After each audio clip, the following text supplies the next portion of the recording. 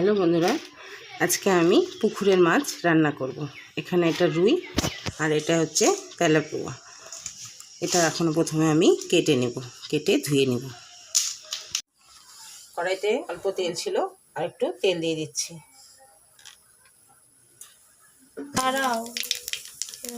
ফোড়নে কালো জিরা দিয়ে দিয়েছি।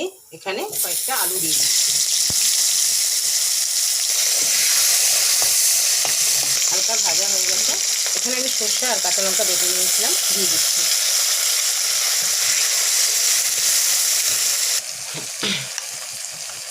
এখানে আমি স্বাদ অনুসারে লবণ, হলুদ,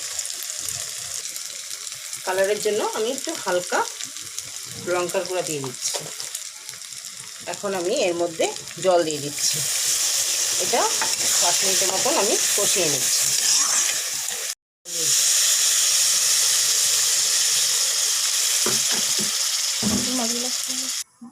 কিছু সময় জলটাকে আমি ফুটিয়ে নিচ্ছি।